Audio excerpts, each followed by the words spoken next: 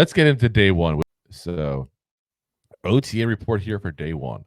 So, the big news was, and this is where I like to report these kind of things, what's going on. Daniel Jones was actually out there. That was kind of a shock for people. He was again non-contact. So if you're going to take a chance, somebody coming back from an injury, it's a good time to give him, a little bit of work with some people he may not be too familiar working with, like Malik Neighbors. But it was still nice just to see him out there, see him working. Again, we talked about it previously on the podcast. We don't necessarily think he's the long-term answer, but he's still our quarterback. We're still going to root for him. We're still happy to see him because, like it or not, he probably is our best option at quarterback this year. So, unless, all of a sudden it's the man of God and Provolone and Vito does something crazy or he gets the shootout. It's the pasta vazul. Yeah. But yeah, like I said, it's good to see him there. It means he's getting good healthy wise there. Plus his eyes weren't all bug-eyed. That was nice to see. Yeah, so what was wrong with him that one day? Oh my God. Now most of the team drills they ran were basically just outside of the end zone. First touchdown of the OTAs was caught by new running back Devin Singletary. The undrafted rookie free agent Alex Johnson. I said Alan Jackson for some reason.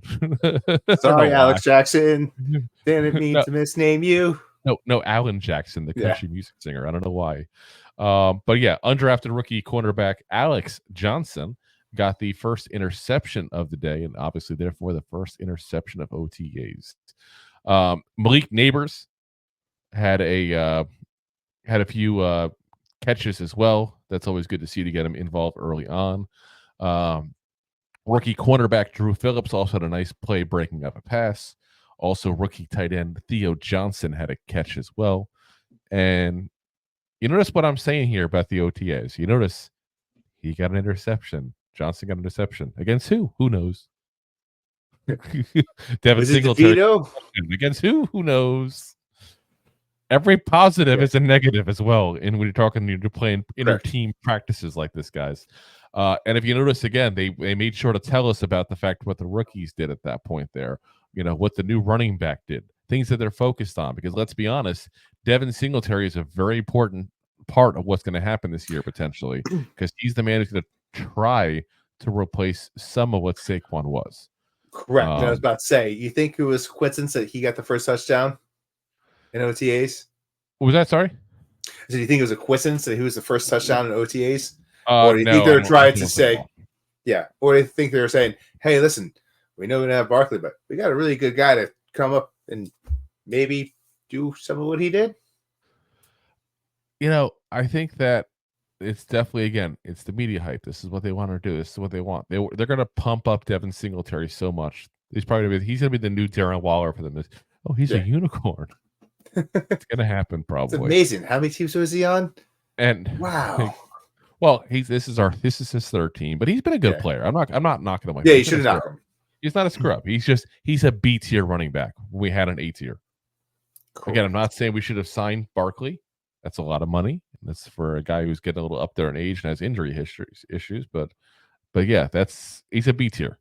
So that's not bad at that point. If you're going to replace an A tier, it's hard to get up with another A tier. Replacing with the B tier is not bad. But you also notice they pumped up the rookies. These rookies are going to be a big part of our success this season. If you want to have success with the team that, made a couple of moves, mostly on the, the offensive line and, trading for Brian Burns. But if you want to have, as this team, a huge uptick in quality of play, it's going to be hitting it out of the park with this rookie class. Yeah. I mean, a good draft could change the team around big time. Like, we are a Giants podcast, but I mean, look what the Packers did the past couple of years. Yep. The young team of the NFL.